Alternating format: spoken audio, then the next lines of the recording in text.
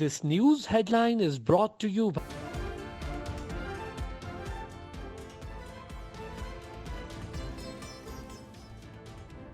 Governor Khyber Pakhtunkhwa Ghulam Ali कहते हैं assembly पर दस्तखत ना करते तब भी असम्बली तहलील हो जाती।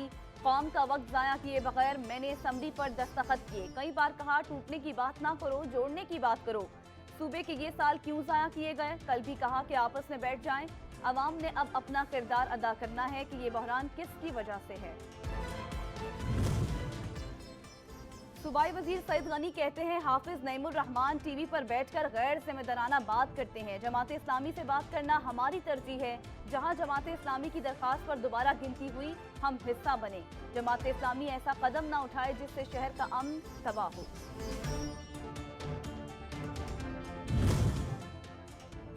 तर्जुमान सिंध हुकूमत मुर्तजा वहाब कहते हैं कराची को तामीर तरक्की की जरूरत है, तकलीफ की नहीं।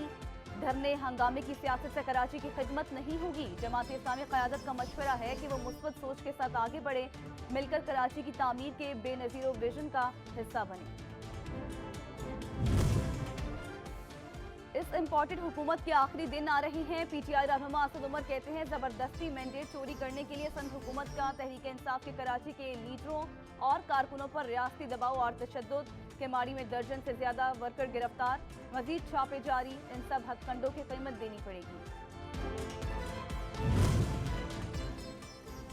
रूस से सस्ते तेल और LNG की खरीदारी के मामले पर बातचीत के लिए रूसी वज़ीर तवानाई पाकिस्तान पहुंच गए। पाकिस्तान स्ट्रीम गैस पाइपलाइन पर 3 रोज़ा मुज़ाकरात शुरू हो गए।